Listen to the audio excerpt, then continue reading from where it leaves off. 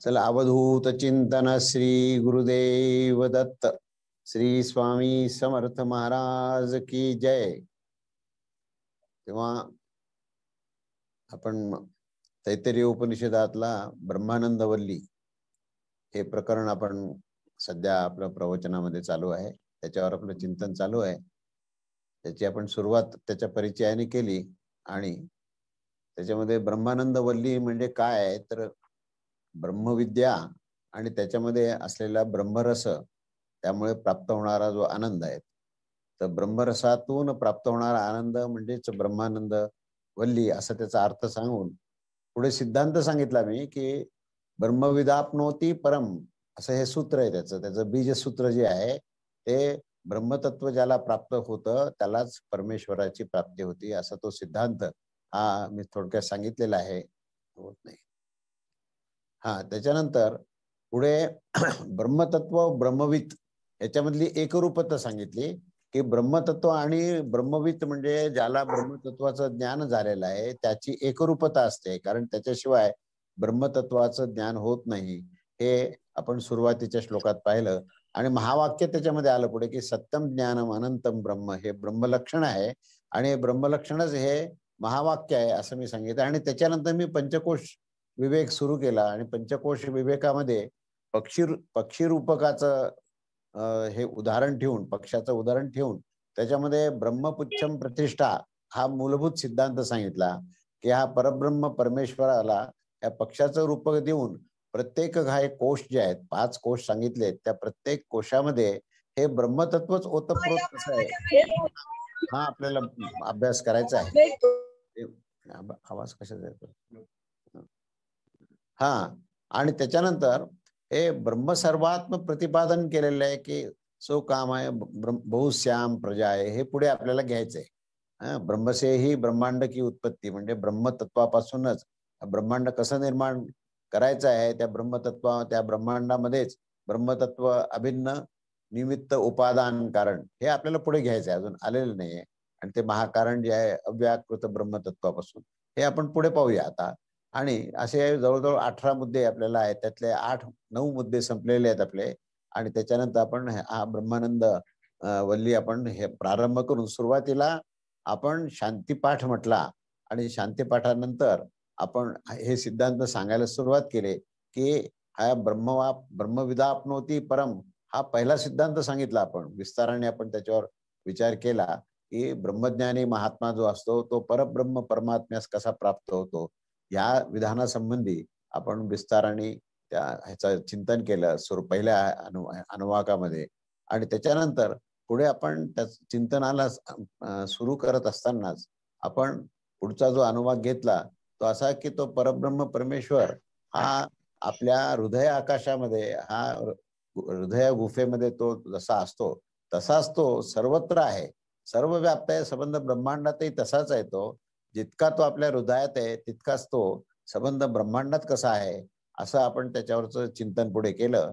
आणि त्याच्यानंतर आपण पुढे जो भाग घेतला त्याच्यामध्ये आपण जो द्वितीय अनुवाक ज्याला म्हणता येईल त्याच्यामध्ये अन्न हा विषय घेतलाय की अन्न ह्याचं महत्व काय आहे आणि अन्न ह्या पृथ्वीवर अन्नाचं महत्व काय आहे हे आपण पाहिलं की त्याला सर्व औषध असंही म्हटलेलं आहे। आणि व्याख्या करताना अद्यते अत्तिच इति अन्नम अशी व्युत्पत्ती त्याची केली की जे अन्नापासूनच हे प्राणी निर्माण होतात, सगळी प्रजा निर्माण होते, प्रजा अन्न ग्रहण करते आणि अन्न सुद्धा त्या प्रजेला ग्रहण करतं, म्हणजे हे प्राणी त्या अन्नातच पुढे विलीन होतात, असं ह्या अन्नाचं आपण महत्व सांगितलं। आणि त्याच्यानंतर ह्या पक्षाचं उदाहरण दिलं की हा पक्षी हा पंचकोशामध्ये कसा आहे, त्यामध्ये पहिला जो कोश आपण पाहिला तो म्हणजे हा अन्नमय कोश। या अन्नमय कोशामध्ये आपण या पक्षाचे 5 भाग पाहिले की पहिला जो भाग आहे तो म्हणजे त्याचं शिर, डोकं, त्याच्यानंतर डावा हात, उजवा हात, त्यानंतर मधला जो भाग आहे छाती आणि पोट, आणि त्याच्यानंतर त्याचे पाय, हे अन्नमय कोशामध्ये ह्या गोष्टी येतात। आणि अन्नमय कोशामध्ये जो स्थूल देह आहे या स्थूल देहाचा त्या ठिकाणी विचार केलेला आहे। आणि त्याच्यानंतर दुसरा जो कोश आहे तो म्हणजे आपण प्राणमय कोशावरचा आपण विचार केला। या प्राणमय कोशामध्ये सुद्धा जे 5 भाग आहेत ते पंचप्राण जे आहेत ते पंचप्राण कसे आहेत तर प्राण हे त्या प्राणमय कोशाचं शिर आहे आणि अपान जो आहे तो त्याचा डावा पंख आहे, व्यान जो आहे तो उजवा पंख आहे, समान वायू जो आहे तो आकाशामध्ये दाखवलेला आहे आणि पुष्ट जे आहे हे रसमय म्हणजे त्याचं हे पृथ्वी हे त्याचं पृष्ठ आहे. म्हणून या प्राणाची प्रतिष्ठापना ह्या पृथ्वीमध्येच कशी होते हे आपण पाहिलं आणि प्राणमय कोशाचं आपण विस्ताराने त्यानंतर वर्णन केलं. त्याच्यानंतर पुढे तृतीय अनुवाक सुरू केला आणि तृतीय अनुवाकामध्ये हे प्राण जो आहे तोच कसा सर्वायुष्य म्हणजे प्राण हेच आयुष्य आहे. प्राणालाच आयुष्य असं म्हटलेलं आहे आणि त्याला सर्वायुष्य असं म्हटलंय. कारण प्राण असेल तोपर्यंत आयुष्य असतं. म्हणून प्राणतत्वाचं महत्व हे पुढच्या अनुवाकात सांगितलंय आणि त्याच्यानंतर पुढे तिसऱ्या अनुवाकामधला जो दुसरा श्लोक आहे त्याच्यामध्ये आपण असा निश्चय केला की असा निश्चय आहे की ह्या प्राणमय पुरुषापासून भिन्न असणारा हा मनोमय आत्मा म्हणजे आता पुढचा मनोमय कोश हा तिसरा कोश, या तिसऱ्या कोशाबद्दल आपण वर्णन केलं आणि तो तिसरा कोश हा मनोमय कोश जो आहे तो प्राणमय कोशाला तो व्याप्त आहे म्हणजे तो अंतर्बाह्य आहे. आता आपण एक एक पाहतोय की प्रत्येक कोश जो आहे तो आधीच्या कोशाला तो व्याप्त आहे आणि तो त्याच्या सूक्ष्म मध्ये पण आहे म्हणजे अंतर्बाह्य ज्याला असं म्हणता येईल की तो मनोमय कोश ह्या प्राणमय कोशाला अंतर्बाह्य आहे आणि प्राणमय कोश जो आहे तो स्थूल देहाला अंतर्बाह्य आहे. अशा त्या मनोमय कोशाचं वर्णन करताना त्याच्यामध्ये चारही वेद कसे आहेत की यजुर्वेद हे त्याचा शिर आहे आणि ऋग्वेद हा त्याचा उजवा पंख आहे, सामवेद हा त्याचा डावा पंख आहे आणि चौथा जो त्याचा भाग दाखवलाय मधला शरीराचा जो मधला भाग आहे त्याला आदेश असं म्हटलंय म्हणजे ते विधी वाक्य आहे की ज्याच्या विधीचं वाक्य जे आहे हे त्याचा प्रमुख भाग आहे आणि त्याचा अंतिम म्हणजे पुष्ट ज्याला शेपटी ज्याला म्हणता येईल की ज्याचा अधिष्ठान आहे तो अथर्ववेदाचे मंत्र म्हणजे अथर्ववेद आहे. असे हे चार वेद आणि त्या वेदाचा आदेश हा या मनोमय कोशामध्ये हे पाची कोशामध्ये दिलेला आहे आणि याचे सर्व मंत्र सुद्धा मंत्राचं सुद्धा जे उच्चारण होतं हे उच्चारण सुद्धा ह्याच्यामध्ये प्रामुख्याने दाखवलंय आणि यजुर्वेदाचं महत्व याच्यात दिलेलं आहे की यजुर्वेद हा सर्व वेदामध्ये श्रेष्ठ असं त्याच्यामध्ये का म्हटलंय कारण तिथे आचरणाची दिशा दिलेली आहे. आधी ऋग्वेदामध्ये पूर्ण ज्ञान दिलेलं आहे पण ज्ञानाला प्रत्यक्ष आचरणात कसं आणता येईल हे सांगितलंय आणि अथर्ववेद जो आहे तो शांतिक पौष्टिक म्हणजे शांती आणि पुष्टता अशी निर्माण होण्याकरता जे कर्म आणि जी साधना जी करायची आहे ती अथर्ववेदात सांगितली की ज्याच्यामुळे अभ्युदयही व्हावा आणि त्याच्यामध्ये श्रेयस्पथही त्याला प्राप्त व्हावं अशा प्रकारे या चारही वेदाचं महत्व त्याच्यामध्ये सांगितलेलं आहे. आणि त्याच्यानंतर हा जो मनोमय कोश हा तिसरा कोश झाला त्याच्यानंतर आपण मागच्या वेळेस ह्याची सुरुवात केली होती ह्या विज्ञानमय कोशाची. तर या विज्ञानमय कोशाचं सुरुवात केली आणि त्या विज्ञानमय कोशामध्ये असं सांगितलं की हाच जो आहे हाच जो चौथा कोश आहे आणि या चौथ्या कोशामध्ये हा मनोमय कोशाला हा विज्ञानमय कोश जो आहे हा व्याप्त आहे म्हणजे तो अंतर्बाह्य आहे. म्हणजे आता प्रत्येक कोश जेव्हा असं म्हणतो तेव्हा त्याच्यापेक्षा तो सूक्ष्मही आहे आणि व्याप्तही आहे म्हणजे त्याची व्याप्तीही बाहेर असते आणि तो आधीच्या कोशापेक्षा तो सूक्ष्मही आहे असा हा विज्ञानमय कोश म्हणजे ह्याचा संबंध हा बुद्धितत्वाशी आहे. त्यावेळेस बुद्धी जी आहे ही बुद्धी मनुष्याकरता सर्वश्रेष्ठ आहे. मनुष्याची ओळखच ह्या बुद्धीमुळे आहे. त्यामुळे ह्या विज्ञानमय कोशाचं जे 5 भाग सांगितलेले आहेत हे 5 भागामध्ये बुद्धीमध्ये पहिला जो सांगितलाय म्हणजे शिर जो आहे तो शिर जो आहे तो त्याची श्रद्धा या शिरामध्ये श्रद्धा आहे. पहिला जो सगळ्यात महत्वाचा भाग ज्या विज्ञानमय कोशामध्ये म्हणजे बुद्धीमध्ये ही श्रद्धा महत्वाची आहे. ही श्रद्धा त्या शिर भागामध्ये आहे.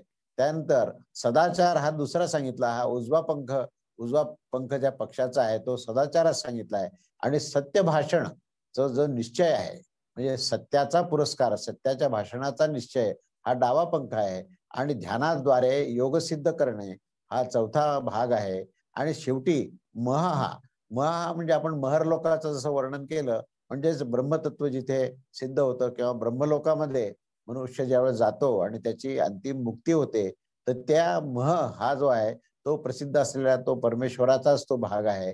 म्हणून या विज्ञानमय कोशाचं अधिष्ठान काय असेल तर म्हणजे ब्रह्मतत्व आहे. ब्रह्मतत्वाच्या आधारावरच ही बुद्धी काम करायला पाहिजे. जेव्हा ब्रह्मतत्वाच्या अधिष्ठानावर बुद्धी काम करते ना त्यावेळेसच विवेक सिद्ध होतो, अन्यथा त्या बुद्धीमध्ये अहंकार असतो आणि अहंकार जेव्हा असतो तेव्हा बुद्धी तत्वामध्ये जीवभाव असतो. म्हणून या विज्ञानमय कोशामध्ये एका बाजूला सांगितलं की हा जीवात्मा त्या ठिकाणी आहे, तो जीवात्मा जीवभावामध्ये बुद्धितत्वात काम करतो आणि त्याचा आविष्कार अहंकारात होतो. पण त्याचा खरा आधार जो आहे तो हा ब्रह्मतत्वामध्येच हा त्याचा आधार आहे आणि ब्रह्मतत्वच त्याच्यामध्ये अंतर्बाह्य पूर्ण पसरलेलं आहे.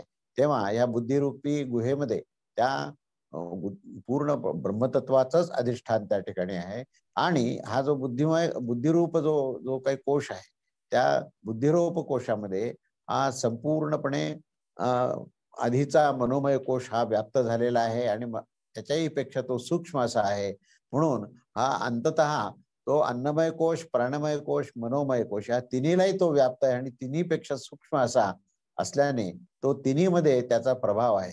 म्हणून या ठिकाणी भगवद्गीतेमध्ये क्षेत्रज्ञ आणि क्षेत्र हा जो विषय म्हटला तर तो क्षेत्र जो आहे तो मन, त्यानंतर आणि अन्नमय कोश हे क्षेत्र आहे, परंतु विज्ञानमय कोशाचा जो अधिष्ठान आहे तो क्षेत्रज्ञ आहे. त्या क्षेत्रज्ञाचं काम जे आहे त्या बुद्धितत्वातून त्या मनोमय कोशामध्ये आणि त्या अन्नमय कोशामध्ये काम करत असतो. असा ह्या विज्ञानमय कोशाचं आपण विस्ताराने पाहिलं मागच्या वेळेस आणि त्याच्यामध्ये हे जे 4 भाग सांगितले त्या चारही भागाचं श्रद्धा, सदाचरण, सत्यभाषण आणि योगसिद्धी आणि मह म्हणजे ब्रह्मतत्वाचं अधिष्ठान या 5 गोष्टीचं आपण हे 5 अंग पाहिले आणि त्याप्रमाणे अन्नमय कोशामध्ये आपण 5 अंग पाहिले की डोके, उजवा हात, डावा हात, शरीराचा मध्यभाग आणि दोनही पाय हे 5 भाग आहेत. प्राणमय कोशाचं प्राणमय, प्राण, व्यान, अपान, आकाश, आकाश म्हणजे समान वायू जिथे आहे आणि पृथ्वी म्हणजे अधिभौतिक शक्ती. मनोमय कोशामध्ये आपण पाहिलं की यजुर्वेद, ऋग्वेद, सामवेद आणि योगाचा आदेश आणि अथर्ववेद आणि विज्ञानमय कोशामध्ये आपण त्याचं चिंतन केलं की त्याच्यामध्ये श्रद्धा ही त्याच्या शिरभागामध्ये आहे. त्यानंतर उजव्या ह्याच्यामध्ये सदाचरण आहे, सत्यभाषण आहे आणि म्हणजे ब्रह्मतत्व आहे. अशा प्रकारे आपण हे मागच्या वेळेस आजपर्यंत आपण जे काही अध्ययन केलं त्याचा मी एक संक्षिप्त असा आढावा घेतला. आता याच्या पुढचा जो भाग आजचा जो घ्यायचा आहे तो या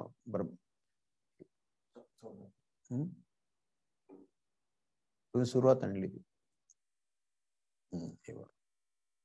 आता आज जो आहे तो 4 अनुवाकही झालेले आहेत आणि 4 देहाचाही आपण 4 कोशाचाही आपण अभ्यास केला. आता आपण विज्ञानमय कोशाचं अंतिम त्याचं महत्व काय ते पाहूया आणि विज्ञानमय कोशानंतर आनंदमय कोश जो आहे तो अंतिम कोश आहे त्याच्यावर आज आपल्याला चिंतन करायचं आहे. तेव्हा हा पंचम अनुवाकापासून आज आपण सुरुवात करत आहोत.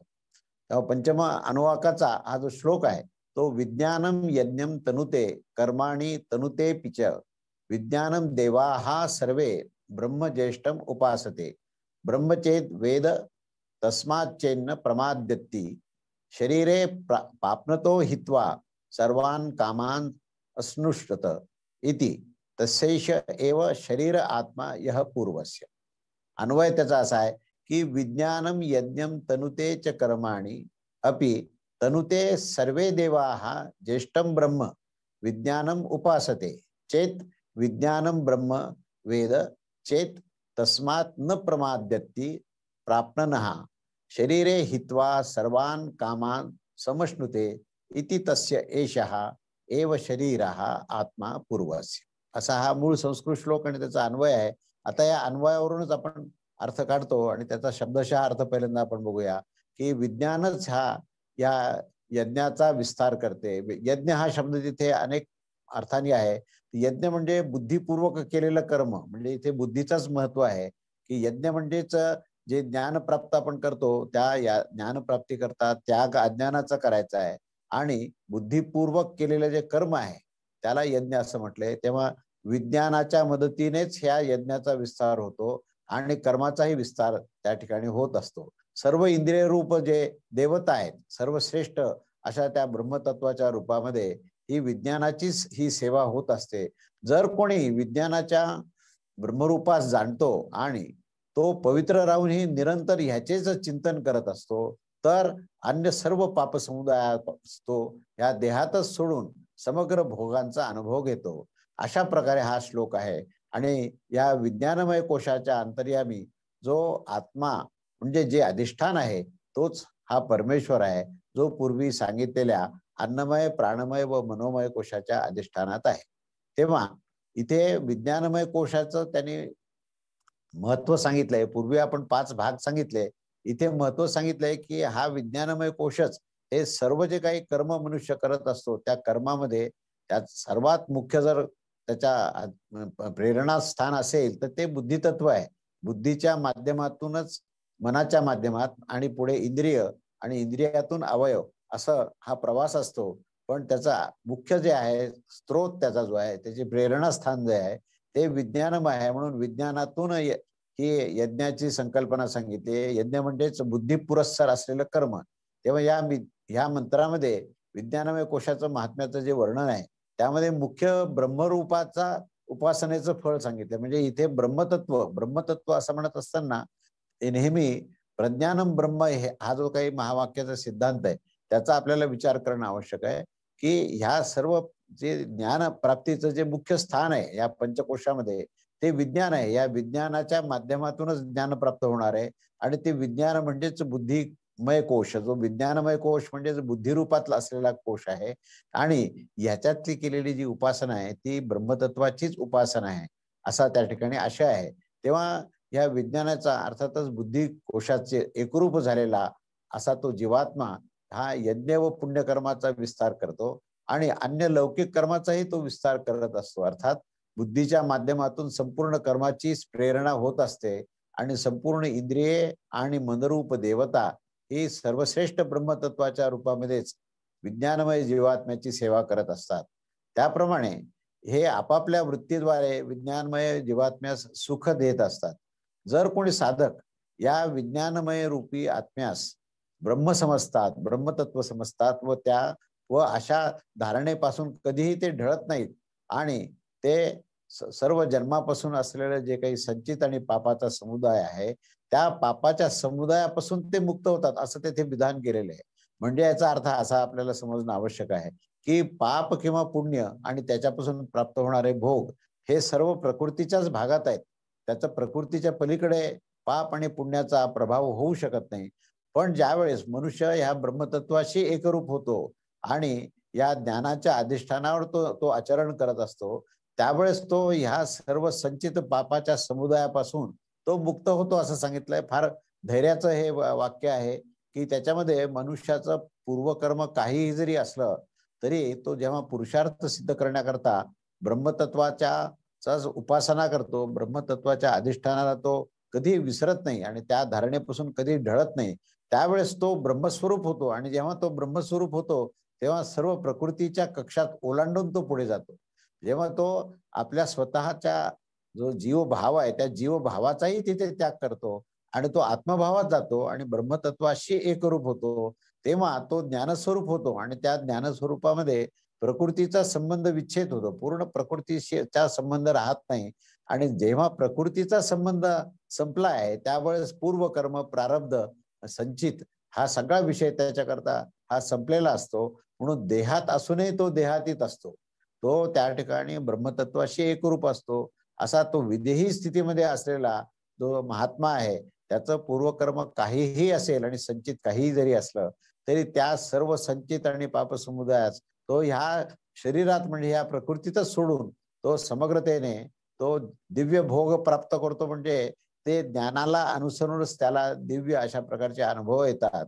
अशा अर्थाचा हा श्लोक आहे. तेव्हा हा विज्ञानमय कोश जो आहे, तो ह्या अंतरामी असणाऱ्या त्याचा अधिष्ठाता जो आहे तो परब्रह्म परमेश्वरच आहे. त्याच्या अंतर्यामी जो हृदय आकाशामध्ये अंगुष्ठ मात्र जो ब्रह्मतत्व आहे, ते ब्रह्मतत्व आणि तो परब्रह्म परमेश्वरच हे या विज्ञानमय कोशाचं अधिष्ठान आहे, असं शेवटी सांगितलंय. आणि अशा 5 भाग सांगितले आहेत. तेव्हा पूर्वी जे दर्शवलेले जे अन्नमय, प्राणमय, मनोमय हे जे कोश आहेत, ह्या सर्व कोशांना ह्या विज्ञानमय कोशांनी पूर्ण व्याप्त केलेला आहे. आणि हा विज्ञानमय कोश जो आहे, हा अत्यंत सूक्ष्मात अतिसूक्ष्म अशा उरलेल्या तिन्ही कोशापासून आहे आणि तो व्याप्त सुद्धा झालेला आहे.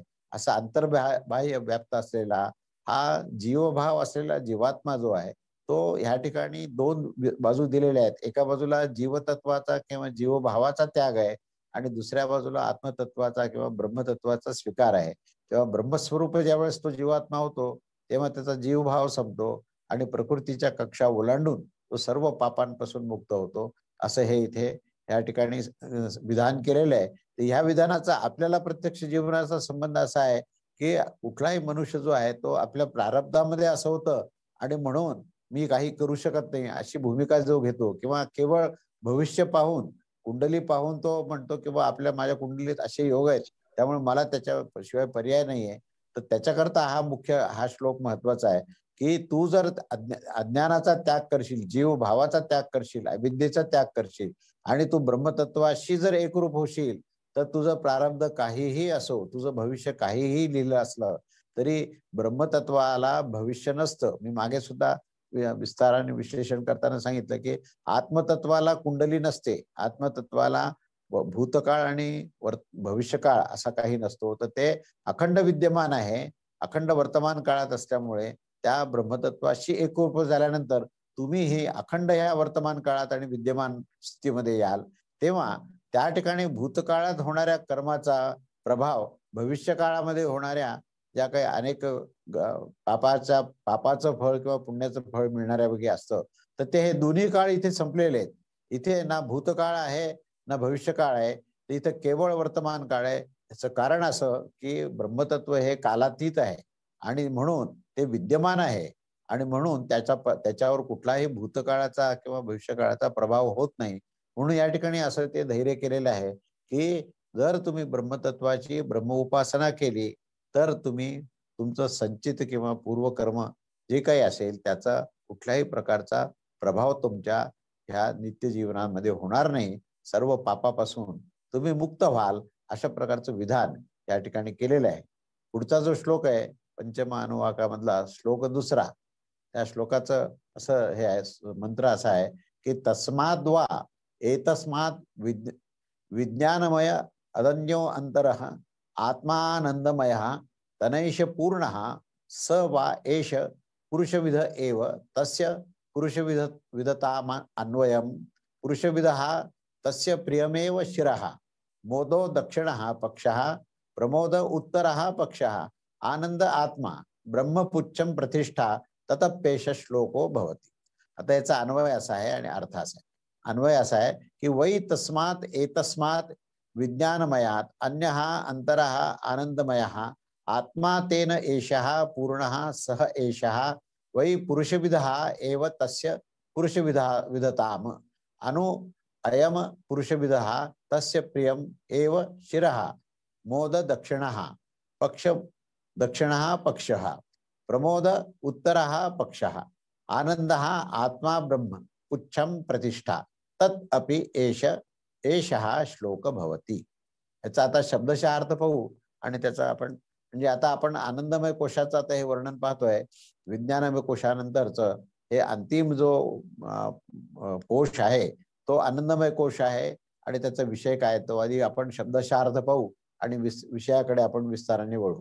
तेव्हा त्याचा अर्थ असा आहे की निश्चितच यापूर्वी जे काही विज्ञानमय कोश आपण पाहिला त्या कोशापेक्षाही भिन्न असलेला अशा त्याच्यामध्येच राहणारा म्हणजे त्याच्या अंतरंगातही आहे आणि बहिरंगातही आहे अंतर्बाह्य असलेला त्या विज्ञानमय कोशालाही व्याप्त असणारा आणि त्याच्याही मध्ये असणारा असा हा आनंदमय परमात्मा आहे. आता इथे आनंदमय कोशाला त्यांनी परमात्मा असा शब्द वापरलाय. तर हा आनंदमय कोश कसा आहे तर हा आनंदमय परमात्मा आहे आणि त्या आनंदमय परमात्म्याने या विज्ञानमय कोशास पूर्णतः व्याप्त केलेले आहे. तो हा आनंदमय परमात्मा आहे जो त्या पुरुषाच्या आकृती समानच आहे. त्या विज्ञानमय पुरुष आकृतीच्या अनुषंगाने समरूप असल्यानेच हा आनंदमय परमात्मा पुरुषाकार आहे असं समजलं जातं. आणि त्या आनंदमय कोश रूपी पक्षाच्या रूपामध्ये जो आपण परमात्म्याला पाहतो. आता त्या परमात्म्याचे 5 अंग कसे आहेत याचं वर्णन केलंय की त्याचं जे शिर आहे ते शिराच्या ठिकाणी प्रिय तत्व आहे. त्यानंतर मोद हा त्याचा उजवा पंख आहे, प्रमोद हा त्याचा डावा पंख आहे, आनंद हा त्याचा मधला भाग आहे आणि ब्रह्म जे आहे हे ब्रह्मतत्व हे त्याचं शेपूट व आधार आहे. असं या महात्म्याविषयी त्याच्या या आनंदमय महात्म्याविषयी असा हा श्लोक आहे. तेव्हा याचा विस्तार आपल्याला आता करता येईल की ह्या पंचम अनुवाकाच्या ह्या दुसऱ्या श्लोकामध्ये आनंदमय कोशाचं म्हणजे परमपुरुषाचं असं हे वर्णन केलेलं आहे. त्याचा भाव आणि आशय असा आहे की पूर्वीच्या श्लोकात सांगितलेल्या विज्ञानमय कोशातून हा भिन्न असलेला असा हा अंतिम कोश आहे आणि तोच त्यालाच आनंदमय परमात्मा असं म्हटलेलं आहे. त्याच्यापासून हा विज्ञानमय कोश जो आहे व्याप्त झालेला आहे, अर्थातच त्यातच तो परिपूर्ण झालेला आहे. बृहदारण्यक उपनिषदामध्ये 3ऱ्या अध्यायातील 7व्या प्रकरणामध्ये 23वा श्लोक आहे. तेव्हा त्या श्लोकामध्ये असं म्हटलेलं आहे की परमात्म्यास जीवात्म्य रूप शरीराचा तो शासक आहे असं म्हटलेलं आहे. परमात्मा हा संबंध परमात्म्याचा अंश जीव आहे आणि त्या जीव अंशाला परमात्मा हा शासक आहे, नियंत्रण करणार आहे. तर आधीचा विज्ञानमय कोश जो आहे त्याला जीवात्मा असं म्हटलंय आणि हा अंतिम कोश जो आहे त्याला परमात्मा असं म्हटलंय. म्हणजे विज्ञानमय कोशाला तिथे बुद्धितत्व आहे आणि बुद्धितत्वाला जो पूर्णपणे व्याप्त करतो तो जीवात्मा आहे आणि ह्या ठिकाणी त्यालाही व्याप्त करणारा आणि त्याच्यावरही नियंत्रण ठेवणारा हा जो आनंदमय कोश आहे तो परमात्मा आहे. म्हणून तो या विज्ञानमय कोशाचा शासक आहे आणि म्हणून तो अंतर्बाह्य आहे. तो विज्ञानमयाला मध्ये पण आहे आणि बाहेरही आहे. असा हा अंतिम म्हणजे हा जो काही कोश आहे हा अंतिम कोश आहे आणि या अंतिम कोशाला जर असं म्हणता येईल की तो सर्वत्र सर्वव्याप्त अनंत कोटी ब्रह्मांडाला तो व्याप्त आहे आणि तो सूक्ष्मात अतिसूक्ष्म आहे. तो म्हणजे अगदी अतिशयोक्ती होणार नाही की तो शून्यापेक्षाही सूक्ष्म आहे आणि तो अनंतापेक्षाही अनंत आहे असं म्हटलं तरी ती अतिशयोक्ती होणार नाही, कारण तो त्याच्यापेक्षा सूक्ष्म असं काहीच नाहीये आणि त्याच्या इतका विशाल असं काहीच नाहीये. म्हणजे मूळ सिद्धांत असा असतो की जी गोष्ट सूक्ष्म असते ती व्यापक असते. जशी पाण्याची वाफ आहे आणि पाण्याचा असलेला बर्फ आहे. बर्फ हा एका विशिष्ट स्थानच तो ग्रहण करतो. त्या तुलनेने पाणी हे प्रवाहित असतं आणि त्याची जर वाफ झाली तर ती ऊर्ध्व दिशेला जाऊन त्याची व्याप्ती ही आणखीन जास्त असते. तसंच ही व्याप्ती का वाढली वाफेची, तर तो सूक्ष्म आहे.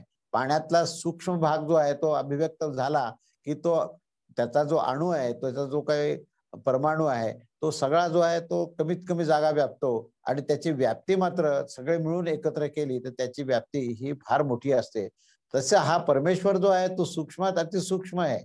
म्हणजे सगळ्याचा तो अंतिम त्या ठिकाणी अधिष्ठान आहे आणि तो व्याप्त असं म्हणाल तर तो सर्वांना व्याप्त होऊन दशांगुल शेष असं म्हटलेलं आहे त्या पुरुष सूक्तामध्ये. तर याचा अर्थ असा आहे की त्याच्या इतकी व्याप्ती अजून कशाचीच नाहीये आणि त्याच्या इतकं सूक्ष्म अजून काहीच नाहीये. म्हणून तो सूक्ष्मात असल्यामुळे व्यापक आहे, तो अंतिम आहे. म्हणून तो सर्व पुरुषामध्येही उत्तम त्याला म्हटलेलं आहे. म्हणजे पुरुष म्हणजेच शब्द काय वापरला आहे की सर्व पुरुषामध्ये उत्तम असा पुरुषोत्तम शब्द जो वापरला तर त्या पुरुष या शब्दाचा अर्थ जीवात्मा आहे आणि पुरुषोत्तम या शब्दाचा अर्थ परमात्मा आहे. म्हणून तो सर्व जीवात्म्याला व्याप्त आहे, सर्व जीवात्म्याचं जो नियंत्रण करतो असा तो तो अनंत आणि आनंदमय असा तो आहे.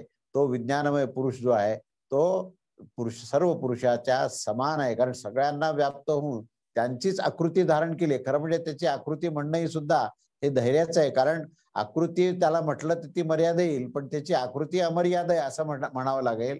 तर तो सर्व ह्या प्रत्येक पक्षाला व्याप्त असल्यामुळे तोही पक्षाकार आहे असं तिथे सांगितलेलं आहे. तेव्हा त्या विज्ञानमय पुरुषाने हे सर्व व्याप्त केलेलं आहे असा तो आनंदमय परमात्म्याचं हे वर्णन आहे. तेव्हा तोही पुरुषाकार आहे असं म्हटलेलं आहे. या पक्षाच्या रूपामध्ये आता याचं जे काही 5 भाग सांगितले त्याचं पुढे वर्णन केलेलं आहे की ह्या आनंदमय परमात्म्याच्या ही अंगाची कल्पना त्याने दिलेली आहे. त्याच्यामध्ये पहिला जो भाग सांगितला म्हणजे शिराच्या ठिकाणी प्रिय भाव सांगितला आहे. आता या प्रिय भावामध्ये अनेक प्रकारचे अर्थ त्यात भरलेले आहेत की त्याचा पहिला त्याला तात्पर्य असं म्हणता येईल की आनंदमय परमात्मा जो आहे तो सर्वांसाठी प्रिय आहे म्हणूनही प्रिय शब्द वापरला आहे, कारण तो परमेश्वर सर्व जीवमात्रासाठी प्रिय आहे. आणि दुसरा जो आहे तो भाग असा की जे प्रिय वाटतं, प्रिय म्हणजे इंद्रियांना प्रिय असणारं सुद्धा प्रिय आहे. एखादी गोष्ट आपल्याला आवडत असेल तर आपण त्याला प्रिय म्हणतो, तर त्याही अर्थाने ते प्रिय शब्द आहे, कारण तो परमात्माच खऱ्या अर्थाने हे सगळे जे भोग आहेत तो भोगत असतो. मनुष्याला असं वाटतं की बाबा आपण भोगता आहोत, पण प्रिय आणि अप्रिय ही जी गोष्ट आहे ती परमेश्वराच्या अधिष्ठानामुळेच ती त्या माणसाला कळत असते. म्हणून त्याचं शिर जे आहे हे प्रिय तत्वाने भरलेलं आहे आणि तो प्रिय तत्व त्या परमेश्वरात ओतप्रोत आहे. कारण तो परमेश्वर सर्वांना प्रिय आहे. या कारणाने संपूर्ण प्राणीमात्र जे आहेत ते आनंदी होऊन परमात्म्याशी भक्तियुक्त होऊन त्याच्यावर प्रेम करतात, त्याच्यावर भक्ती करतात, कारण त्याच्यामध्ये प्रियतत्व भरलेलं आहे. तेव्हा सर्वांनाच हा शाश्वत आनंद प्राप्त होण्याची जी काही इच्छा असते, ती इच्छाच ही मूळ प्रियतत्वापासून झालेली आहे. आणि तीच तीच पुढे विडंबित होते आणि आपण म्हणतो की ही वस्तू मला पाहिजे, ती वस्तू पाहिजे. पण मूळ स्वरूप जे आहे त्या प्रियतत्वाचे आनंद स्वरूप आहे. म्हणून ह्या संबंधी जे जे काही अज्ञान आहे ते अज्ञान ह्या परमेश्वरामुळे दूर होऊ शकतं. आणि प्रियता म्हणजे काय, तर प्रियता म्हणजेच आनंदमय परमात्मा असं त्याला म्हणता येईल. म्हणून हे प्रियता जी आहे ह्या परमात्म्याचं हे प्रमुख अंग हे ह्या शिराच्या ठिकाणी असतं, असे या ठिकाणी कल्पना केलेली आहे. आणि म्हणून प्रियता ही शिररूप अंग आहे असं सांगितलंय. दुसरा जो भाग सांगितलाय तो म्हणजे उजवा पंख. आता उजव्या पंखाला मोद म्हटलेलं आहे आणि डाव्या पंखाला प्रमोद म्हटलेला. तर हे जे दोन शब्द आहेत, मोद आणि प्रमोद, याचा आपल्याला नेमका अर्थ कळणं आवश्यक आहे. मोद हा शब्द जो आहे तो जसं मनुष्याला स्वतःला आवडणाऱ्या ज्या गोष्टी मिळाल्या तर त्याला मोद होतो, त्याला आनंद होतो. त्याच्या आवश्यकतेच्या गोष्टी त्याला मिळाल्या की त्याला एक समाधान मिळतं, त्याला एक तृप्ती मिळते. तर ही स्वतःला मिळणाऱ्या वस्तूचा संदर्भ जेव्हा घेतो तेव्हा मोद असा शब्द वापरला जातो. आणि तो उजवा भाग आहे म्हणजे त्याचा उजवा पंख आहे तो. म्हणजे त्या कुठल्याही मनुष्याचा आपण विचार केला तर त्या मनुष्याला स्वतःला काय गरजा आहेत. आता प्रत्येकाच्या गरजेची पातळी वेगवेगळी असेल, पण त्याला जे हवं आहे ते मिळालं की तो तृप्त होतो आणि तो आनंदी होतो. तो आनंदाचा जो प्रकार आहे तो मोद या प्रकारात येतो आणि त्याला उजवा पंख असं म्हटलेलं आहे. त्यानंतर पुढे प्रमोद हा असा शब्द वापरलाय. प्रमोद म्हणजे हा इथे डावा पंख असं म्हटलं. आता मोद आणि प्रमोद, मोदाचं मी तुम्हाला व्याख्या सांगितली, त्याचा अर्थ सांगितला. प्रमोद याचा अर्थ असा आहे की इतरांना देण्यामध्ये जो आनंद आहे, म्हणजे त्याग करण्यामध्ये जो आनंद आहे. इतर इतर कुठल्याही व्यक्तीला आपण काही त्याच्या भलं होण्याकरता काही दिलं, त्याचं कल्याण होण्याकरता काही दिलं, तर अंतरंगामधून तो आनंद मिळतो. तर तो आनंद जो आहे त्याला प्रमोद असं म्हटलंय. तेव्हा मोद आणि प्रमोदामध्ये फरक असा आहे की मोद म्हणजे स्वतःच्या तृप्तीकरता प्राप्त झालेले जे भोग आहेत, तर त्या भोगामुळे प्राप्त झालेला जो आनंद आहे त्याला मोद असं म्हटलंय. आणि इतरांचं कल्याण व्हावं, जगाचं कल्याण व्हावं याच्याकरता केलेले जे काही कृती आहे, जे कार्य आहे, त्याला प्रमोद असं म्हटलंय. आणि असा तो प्रमोद हा त्याचा डावा पंख आहे. तेव्हा मोद आणि प्रमोद हे दोन जे आहेत हे त्या पक्षाचे दोन पंख आहेत. त्याच्यामध्ये एका ठिकाणी ही स्वतःची तृप्ती आहे आणि दुसऱ्या ठिकाणी दुसऱ्यांना तृप्त करण्याचा भाग आहे. असे हे दोन्ही पंख जे आहेत त्या आनंदमय कोशाच्या किंवा आनंदमय त्या पक्षाचे हे दोन पंख सांगितले आहेत. त्याच्यानंतर पुढे चौथा जो भाग आहे तो आनंद हा पक्षाचा जो आहे मध्य अंग आहे. म्हणजे आता आनंदमय कोशालाच आनंद म्हटलेलं आहे इथे. मध्य अंग जे आहे ते आनंद असंच म्हटलेलं आहे त्याला. कारण हा स्वतः आनंदमय असल्यामुळे आनंदाशिवाय याच्यामध्ये काहीच नाही. मुख्य मधलं अंग जे असतं ते त्याचा जो काही मुख्य मूळ स्वरूप त्याचं आहे त्याचं वर्णन केलेलं असतं. म्हणून ह्या आनंदमय कोशाचं जर मुख्य अंग काय असेल तर आनंदच आहे. म्हणजे आनंदामध्येच तो आनंद आहे. आनंदामध्येच तो आनंद म्हणजे आनंदमय तो आहे. त्या आनंदाशिवाय दुसरं काही नाही. तेव्हा परमेश्वराचं जेव्हा आपण वर्णन करतो किंवा परमेश्वराचं लक्षण आपण जेव्हा अभ्यास करतो तेव्हा आपल्याला असं लक्षात येतं की परमेश्वर म्हणजेच सच्चिदानंद आहे. आणि तो निर्गुण निराकार आहे, सगुण निराकार आहे, सगुण साकार आहे. त्या सगुण साकारामध्ये आणि सगुण निराकारामध्ये विशेष रस घेतला जातो आणि आनंद प्राप्त होतो. तर तो आनंदामधला आनंद म्हणजे मूळ स्वरूपतःही तो आनंद आहे. सच्चिदानंद हे निर्गुण निराकार तत्वाचं लक्षण आहे. तर त्याच्यामध्ये सांगताना त्या लक्षणातही आनंद सांगितला आहे. आणि जेव्हा तो सगुण निराकार आणि सगुण साकार होतो तेव्हा सगुण साकारामध्ये सुद्धा जी भक्ती निर्माण होते त्या भक्तीमध्ये सुद्धा आनंद आहे. तेव्हा तो आनंदामध्येच तो आनंद असतो, आनंदाच्या डोही आणि आनंद तरंग असं म्हटलं. म्हणजे तो मूळ हे आनंद आहे आणि जो त्याच्यावर उठणारा जो आनंद तरंग आहे तोही आनंद आहे. त्या दोन्ही आनंदात फरक नाहीये. म्हणून ह्या पक्षाचा जो मध्यभाग आहे त्या मध्यभागाचं वर्णन जे केलंय त्यांनी आनंद ह्या शब्दानेच केलेलं आहे. म्हणून याचं मध्यवर्ती जी साररूप ह्याचं जे काही स्वरूप जर काय असेल या आनंदमय कोशाचं तर तो आनंदच आहे असं त्याचं वर्णन केलं आहे. आणि हे भगवंताचं स्वरूप किंवा भगवंताचं लक्षण हे आनंदमयच आहे. त्याच्यानंतर सगळ्यात शेवटचा जो भाग सांगितला आहे तो पाचवा म्हणजे ह्या पक्षीरूप परमात्म्याचं जे अधिष्ठान काय, त्याचं आधाररूप काय तत्व आहे किंवा त्याची शेपटी ज्याला म्हणतो आपण, जे अधिष्ठान, ते अधिष्ठान काय आहे ते इथे ब्रह्मतत्व असं म्हटलंय. म्हणजे ब्रह्मतत्व म्हणजे परमात्माच आहे. म्हणजे इथे सुद्धा ते वर्णन करताना तो परमेश्वरच परमेश्वराचं अधिष्ठान आहे अशा प्रकारचं तिथे निवेदन आहे. कारण त्याच्याशिवाय दुसरं काही अस्तित्वच नाहीये. परमेश्वराशिवाय अस्तित्व हा शब्द जेव्हा आपण वापरतो तेव्हा अस्तित्व म्हणजे काय असं जर विचारलं तर असेल तर अस्तित्व म्हणजेच परमात्मा आहे. अगदी आत्मतत्वाचं सुद्धा एका शब्दात जर वर्णन करायचं असेल तर आत्मतत्व म्हणजे काय, तर त्याला एकाच शब्दात सांगता येईल की आत्मतत्व म्हणजेच अस्तित्व आहे आणि आत्मतत्व म्हणजेच परमात्मा आहे. तेव्हा परमात्म्याचं वर्णन करताना आपण एका शब्दात करू शकतो की ज्याचं अस्तित्व अखंड आहे, ज्याचं अस्तित्व अविनाशी अखंड आहे आणि ते खऱ्या अर्थाने त्याला अस्तित्व म्हणू, तर ते अस्तित्व म्हणजेच ब्रह्मतत्व आहे आणि ते ब्रह्मतत्व या पक्षाचा आधारभूत तत्व आहे, अधिष्ठान रूपामध्ये आहे. आणि या अधिष्ठानाचं आता पुढे वर्णन केलेलं आहे की हे कसं निमित्त उपादान कारण अभिन्नत्व कसं आहे हे पुढे आपण पाहणार आहोत. तर हे ब्रह्मतत्व जे आहे हे ब्रह्मतत्वच त्याचा आधार आहे. त्याच्यामध्ये ओतप्रोत ब्रह्मतत्वच आहे, अंतर्बाह्य ब्रह्मतत्वच आहे, डोक्यापासून पायापर्यंत सर्व ब्रह्मतत्वच आहे आणि ब्रह्मतत्वाच्या अतिरिक्त अन्य काहीही नाहीये हा त्याचा अर्थ आहे. आणि असं हे अधिष्ठान हे शेपटीमध्ये हे परमात्म्याचं हे ब्रह्मतत्वच आहे. परमेश्वराचं अधिष्ठान काय असं म्हटलं तर त्याचं लक्षण सांगावं लागतं. म्हणून त्या ठिकाणी हे सच्चिदानंद सांगत असताना त्याची अंतिम परिणिती आनंद आहे आणि आनंद हेच ब्रह्मतत्व आहे. म्हणून या अनेक शब्दाला एकाच शब्दाने सांगायचं झालं तर केवळ तो आनंद आहे आणि या आनंदमय कोशाचा आधार हा ब्रह्मतत्व आहे असं आपल्याला म्हणता येईल.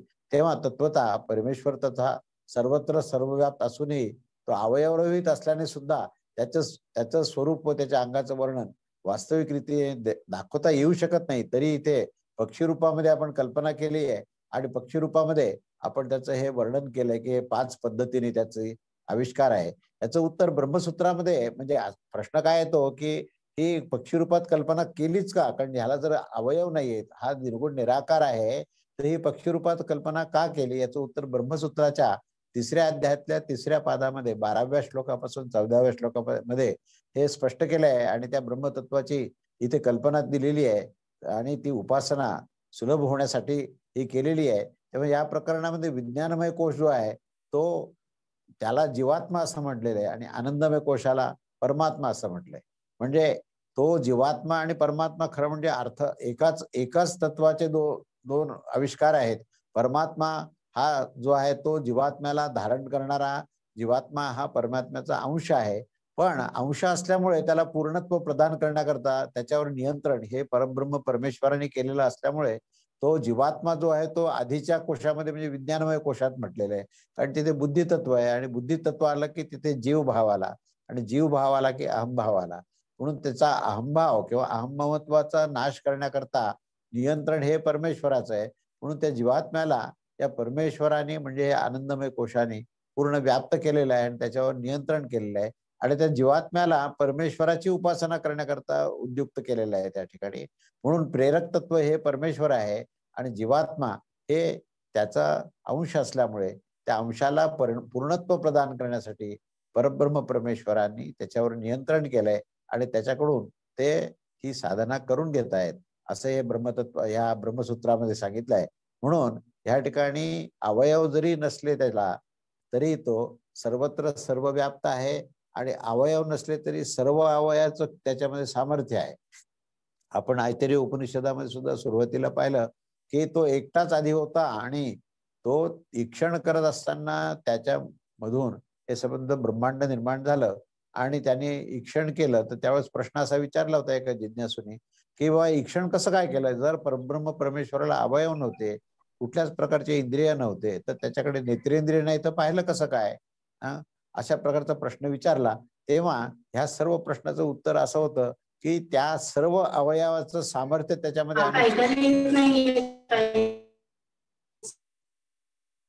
पंचज्ञानेंद्रिय पंचकर्मेंद्रिय असलेले जे सामर्थ्य आहे ते सर्व सामर्थ्य त्या परमेश्वरामध्ये अनुस्यूत आहे. त्या ठिकाणी कुठेही ते सामर्थ्य कमी नाहीये. मग ते अभिव्यक्त झालं त्या अनंत जीवमात्रा त्या माध्यमातून ते अभिव्यक्त झालं असं या ठिकाणी म्हणता येईल. तेव्हा या आनंदमय परमात्म्याविषयी हा जो काही षष्ठ मानव हा पुढे येणाऱ्या श्लोकामध्ये पुढील मंत्रामध्ये दिलेला आहे, तो आपण पाहूया. तर त्याच्यामध्ये अनुवाक 6 मध्ये हा जो 6वा श्लोक आहे, हा पहिला श्लोक जो आहे तो असा म्हणतो की असन्नेव स भवती अस ब्रह्मेति वेद चेत अस्ति ब्रह्मेति चेद वेद संतमेनम ततो विदुरिति चेत ब्रह्म असत इति वेद सहा असत एव भवति चेत ब्रह्म अस्ति इति वेद ततः विद्वांसः एनम संतम विदुः इति. असा हा पुढचा अनुवाक आहे. त्याच्यामध्ये त्या ब्रह्मतत्वाचं आकलन करणारा कसा कसा असतो, काय प्रकार आहेत त्याच्यामध्ये त्यांनी हा श्लोकामध्ये सांगितलंय. त्याचा अर्थ असा आहे की जर जो ब्रह्मतत्वाचं अस्तित्व नाही असं समजणारा असा जो कोणी असेल तर तो स्वतः असत असतो, असं त्याचं विधान आहे. असं तो ब्रह्मतत्वाला असत समजतो तर तो स्वतः असत असतो. आणि दुसरा प्रकार असा आहे की जो ब्रह्मतत्वाचे अस्तित्व मान्य करतो आणि ब्रह्मतत्वाचं अस्तित्व आहे असं जो जाणतो, असं जो समजतो, तर तो जो आहे तो ज्ञानवंत मनुष्य आहे. आणि हा मनुष्य हा संत सत्पुरुष समजला जातो, अशा अर्थाचा हा श्लोक आहे. तेव्हा याचा अर्थ असा आहे की ब्रह्मतत्वाची सत्ता ही मानणे अथवा न मानणे अशा या दोन भूमिका या ठिकाणी सांगितल्या आहेत. आणि या दोन भूमिकेचं फळ सांगितलं आहे. त्याच्यामध्ये आशय असा आहे की जर कोणी मनुष्य असं समजतो की असा निश्चय करतो की ब्रह्म असत आहे, म्हणजे असत ह्या शब्दाचा अर्थ अस्तित्व नाही, सत म्हणजे अस्तित्व असणार आणि असत म्हणजे त्याचं अस्तित्व नाही. त्या ब्रह्मत म्हणजे ज्याला आपण आपल्या नेहमीच्या भाषेमध्ये नास्तिक असं म्हणतो, तो जो नास्तिक आहे तो म्हणतो की ब्रह्म असत आहे, अर्थात ब्रह्म अथवा ईश्वर नावाची कोणती वस्तूच नाही, कोणतं अस्तित्वच नाही असा जो म्हणतो, तर तो त्याची काय परिस्थिती होते, तर तो स्वतःच असत होईल. अर्थात असा नास्तिक मनुष्य हा स्वैराचारी अथवा भ्रष्टाचार असणारा होईल आणि तो नीच प्रकृतीचा होऊन जाईल आणि त्याची अधोगती होईल. म्हणजे इथे असं म्हटलेलं आहे की जो आपल्या अधिष्ठानालाच नाकारतो, खरं सांगायचं ज्यांनी परमेश्वराला ईश्वराला नाकारलं किंवा ब्रह्मतत्वाला नाकारलं तर खऱ्या अर्थाने तो स्वतःलाच नाकारलेला असतो, कारण त्याचं अस्तित्व म्हणजेच परमेश्वराचं अस्तित्व आहे. पण हे गणित त्याला माहिती नाही. हे जे कोष्टक आहे की एखाद्याला विचारलं की बाबा परमेश्वर आहे का नाही आहे याचं सिद्ध करण्याची आवश्यकता नाही, तुझं अस्तित्व आहे की नाही, तर त्यावेळेस कुणी सुज्ञ मनुष्य म्हणेल माझं अस्तित्व आहेच म्हणून तर मी बोलतोय, माझ्या अस्तित्वामध्ये कुठली शंका नाहीये, परमेश्वराच्या अस्तित्वाची शंका आहे. तेव्हा त्याचं उत्तर असं आहे की तुझं जे अस्तित्व आहे तेच परमेश्वराचं अस्तित्व आहे, तुझं जे काही पूर्ण आधारभूत तत्व आहे तोच परमेश्वर आहे. त्यामुळे तुझ्या अस्तित्वाचा तू जर स्वीकार करशील तर तू परमेश्वराच्या अस्तित्वाचा स्वीकार केल्यासारखं आहे. पण तरीही जर त्याने नाकारलं की नाही ब्रह्म असत आहे असं जर त्याने भूमिका घेतली तर त्याने स्वतःच्याच अस्तित्वाला नाकार दिल्यासारखं आहे. आणि जो स्वतःच्या अस्तित्वाला नाकार देतो तर तो हा नीच योनीत जातो, नीच देह पुढे प्राप्त होतो आणि ह्या जीवनामध्ये तो स्वैराचारी होतो. हा नास्तिक मनुष्य कसा असतो, त्याला परमेश्वराचा कुठल्याच प्रकारचा आदर नसतो, भय नसतो आणि तो त्यामुळे कुठल्याही प्रकारच्या आचरणाची त्याची दिशा नसते, सदाचार नसतो, म्हणून तो स्वैराचारी असतो, तो भ्रष्टाचार करणारा असतो. आणि एरवी नुसता दाखवण्याकरता जरी परमेश्वराचा माझा परमेश्वरावर विश्वास आहे असं म्हणत जो स्वैराचारी होतो तोही नास्तिकच आहे. कारण जो परमेश्वरावर विश्वास ठेवणारा हा सदाचारी आणि सत्याने वागणाराच असतो. आणि उलट्या पद्धतीने आपण विचार केला की जो स्वैराचारी आहे, जो भ्रष्ट आहे, भ्रष्ट आचरण करतो, तर तो नीच प्रकृतीचा असून तो परमेश्वरावर त्याचा विश्वास नसतो. अशा अर्थाचा हा पहिला भाग आहे. आणि दुसरा जो भाग आहे, जर कोणी मनुष्य ब्रह्मतत्वास संपूर्णपणे जाणत जरी नसला, समजा त्याला संपूर्ण ज्ञान जरी नसलं तरी त्याची धारणा आहे, त्याचा विश्वास आहे, निसंदेहपणे ब्रह्मतत्वाचं अस्तित्व आहे असं तो ठामपणे सांगतो. आणि आपले शास्त्र आणि महापुरुष जे आहेत त्याच्यावर त्याचा दृढ विश्वास असतो. तर असा जो मनुष्य आहे तो या परमेश्वरावरच्या दृढ विश्वासाने आणि त्याची सत्ता सर्वत्र आहे अशा प्रकारे पूर्ण श्रद्धा असेल तर असा जो मनुष्य आहे हा पुढे ज्ञानीच होणार. तो महापुरुष आणि संतच त्याला समजला पाहिजे. भगवद्गीतेत सुद्धा जो म्हटलंय की एखादा दुर्जनाने सुद्धा असा निश्चय केला की मी आजपासून परमेश्वराची मी भजन करेन, तर तो महापुरुष किंवा त्याला ज्ञानीच असं म्हटलं पाहिजे, असं त्या ठिकाणी सिद्धांत आहे. म्हणून परमेश्वरासंबंधी तत्वज्ञान प्राप्तीची ही पहिली पायरी आहे की तो परमेश्वराची सत्ता आहे याच्या प्रकारची श्रद्धा असणं हीच ज्ञानप्राप्तीची ही पहिली श्रद्धा आहे. अशी श्रद्धा ज्याच्याकडे आहे त्यालाच ज्ञान प्राप्त होतं. श्रद्धावान हा जो आहे तो त्याला ज्ञानप्राप्ती होते असं भगवान श्रीकृष्णाने सांगितले. म्हणून परमेश्वराच्या सत्तेवर संपूर्ण विश्वास श्रद्धा प्रस्थापित केली तर त्या महापुरुषावर परमेश्वराची कृपा होते आणि त्याचा साधनेचा मार्ग मोकळा होतो. अंततः ईश्वर प्राप्ती त्याला होते असं या श्लोकामध्ये सांगितलंय. म्हणून या ब्रह्मतत्वाबद्दलचं हे फार महत्वाचं असं या ठिकाणी निवेदन केलंय.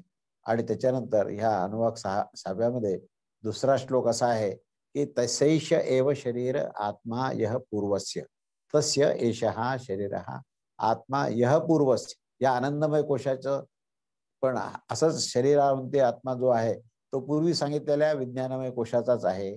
तो विज्ञानमय कोशालाच त्याने व्याप्त केलेला आहे. तेव्हा या 6व्या अनुवाकाच्या या दुसऱ्या श्लोकामध्ये वर्णन केल्याप्रमाणे आनंदमय कोश जो आहे त्याचा अंतरात्मा हा काय आहे असं म्हणाल तर तो आनंदमयच आहे, कारण त्याचा मध्यभाग सुद्धा आनंदच म्हटलं आहे. तेव्हा हा अंतर्बाह्य जो आहे तो आनंदी आहे, तो अंतर्बाह्य तो परमेश्वर असा आहे. म्हणून त्याचा आशय असा आहे की हा आनंदमय तत्व हे ब्रह्मतत्वानेच ओतप्रोत आहे. स्वयं ही स्वयं में तो आनंदच आनंद आहे. शरीराच्या अंतर्बाह्य तो आनंद स्वरूपच आहे आणि म्हणून तो परमात्मा अंतर्बाह्य अखंड असतो. जो पूर्वी आनंदमय अन्नमय आणि इतर जे कोश सांगितले त्या सर्व कोशांना हा हा आनंदमय कोश जो आहे तो व्याप्त आहे आणि म्हणून परमेश्वर सर्वत्र सर्व व्याप्त आहे असा हा सिद्धांत आहे. आणि त्यानंतर हा तिसरा श्लोक असा म्हणतो की अथा तो नो प्रश्न हा उता विद्वान लोकम प्रेत्य कथन गच्छति अमुम अहो असा आहे. अहो विद्वानम लोकम प्रेत्य कश्चित समश्नुता अमुम उ अथ अन्वय अथ अतः अनुप्रश्न उत अविद्वान कश्चन प्रेत्य अमुम लोकम गच्छति अहो कश्चित विद्वान प्रेत्य अमुम लोकम समश्नु. याचा अर्थ असा आहे की यानंतर इथून अनुप्रश्न आरंभ होत आहे. त्याचा प्रश्न विचारण्यात येत आहेत आणि त्याचं उत्तर आहे पुढे की त्यामध्ये असा प्रश्न विचारलाय की काय ब्रह्मलोका न जाणणारे काही पुरुष हे मृत्यूनंतर त्या परलोकात जातात का, अथवा कोणी ज्ञानी व विद्वान असे मृत्यूनंतर त्या लोकांना प्राप्त होतात, असा हा प्रश्न आहे. की जे अज्ञानी लोक आहेत ते सुद्धा हे उत्तम लोकांमध्ये जातात का नाही जात, आणि जे विद्वान आहेत जे ज्ञानी आहेत तर त्यांचं सुद्धा हे उत्तम लोकांमध्ये प्रवेश होतो का, तर कोणाला प्रवेश मिळतो कोणाला प्रवेश मिळत नाही आणि त्याची व्यवस्था काय असा हा प्रश्न आहे. तेव्हा हा अनुप्रश्न असा आरंभ होतोय.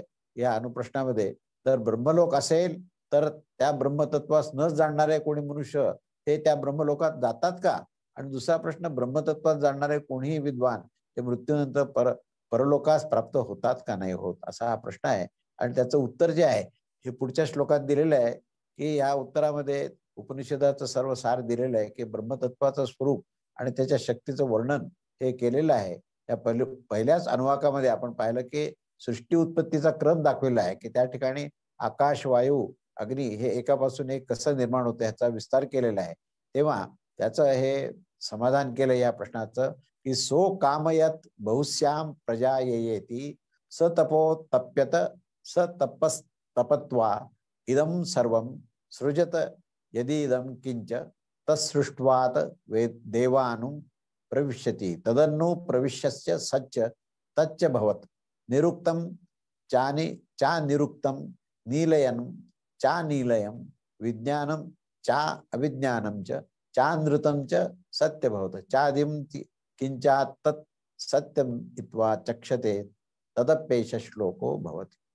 याचा अन्वय असा आहे की सह अकामायात प्रजायेत बहुश्याम इति सह तपः अतप्यत सह तपः तत्वा यत्किंच इदम इदम सर्वम असृजत तत्सृष्ट्वा तत्एव अनुप्रविशत तत् अनुप्रविश्य सच्च सच्च तच्च अभवत निरुक्तं च अनिरुक्तं च नीलयनं च अनीलयं च विज्ञानं च अविज्ञानं च सत्यं च अनृतं च सत्यम अभवत येते किंच इदम तत् सत्यम इति आचक्षते तत् अपि एषः श्लोकः भवति. अर्थ त्याचा असा आहे की त्या परमेश्वराने असा विचार केला. आपण सुरुवातीला ऐतरेय उपनिषदात सुद्धा आपण पाहिला हा मुद्दा, की मी प्रगट व्हावे असा परमेश्वराने विचार केला आणि मी अनेक नामरूपांना धारण करावे व अनेक रूपात प्रगट व्हावे. व त्यानंतर परमेश्वराने असा विचार करून तप केले आणि अर्थात आपल्या संकल्पाचा विस्तार केला आणि त्याने या प्रकारचा संकल्पाचा विस्तार करून जे काही पाहण्यात व समजण्यात येते अशा समग्र जगताची रचना केली व त्यानंतर तो स्वतः या जगतात प्रविष्ट झाला आणि त्यानंतर तो स्वतःच मूर्त आणि अमूर्त अशा प्रकारचं रूप त्याने धारण केलं, असं त्या ठिकाणी याचा अर्थ आहे. तेव्हा दाखविण्यात येणारी व न दाखविण्यात येणारी म्हणजे दृश्यमान आणि अदृश्य तसेच आश्रय देणारी आणि आश्रय न देणारी, तसेच चेतनायुक्त व जड पदार्थ, सत्य आणि असत्य हे सर्वच काही परमात्मा आहे. जे काही सर्व दृश्यमान झालेले आहे आणि जे अनुभवात येणारे आहे तेही सत्यच आहे, अशा प्रकारे ज्ञानीजन सांगतात. तेव्हा ह्या संबंधी हा श्लोक आहे, असा याचा अर्थ आहे.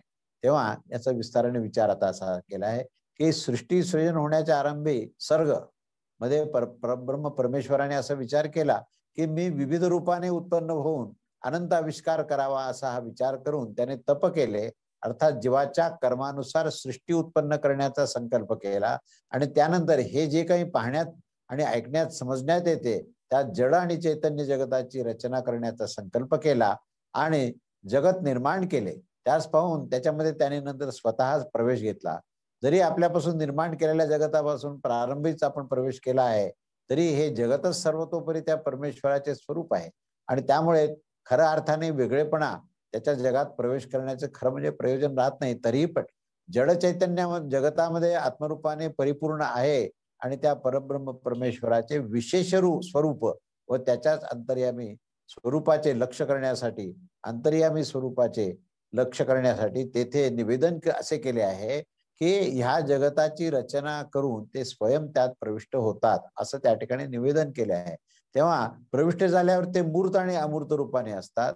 दृश्यमान असणारी पृथ्वी, जल आणि अग्नी आणि तेज या भूताच्या रूपामध्ये ते असतात आणि वायू आणि आकाश ह्या न दिसणाऱ्या अमूर्त अशा भूतांच्या रूपामध्ये सुद्धा ते प्रगट होतात आणि त्यानंतर त्याचे वर्णन केले आहे आणि ज्याचे वर्णन केले जाऊ शकत नाही असे भिन्न आणि अभिन्न अशा पदार्थाच्या रूपातही ते प्रगट केले आहेत.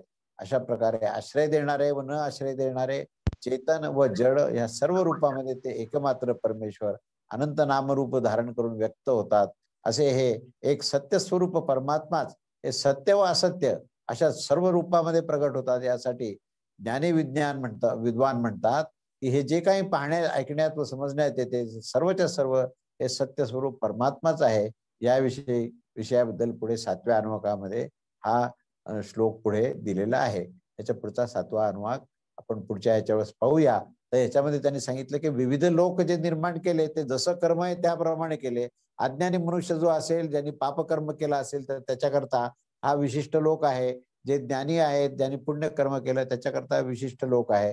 म्हणून या लोकाची निर्मिती या ब्रह्मांडाची निर्मिती करण्याचं प्रयोजनच असं होतं की जसं कर्म त्याप्रमाणे त्यांना ते स्थान मिळावं म्हणून हे 14 भुवन निर्माण केलेत, असा ह्या सांगण्याचा अर्थ आहे. तेव्हा आता हे ब्रह्मांड कसं निर्माण झालं, त्याचं सूक्ष्म स्थूल रूप कसं आहे, जड चैतन्य रूप कसं आहे इत्यादी गोष्टी ज्या आहेत त्याचा आपण विस्ताराने आपण पुढच्या रविवारी आपण पाहूया. तेव्हा अनुवाक 7वा, 8वा आणि 9वा असे 3 अनुवाक राहिलेले आहेत या ब्रह्मानंद वल्लीमध्ये. ते आपण पुढच्या रविवारी बघूया. अवधूत चिंतन श्री गुरुदेव दत्त. श्री स्वामी समर्थ महाराज की जय. जय.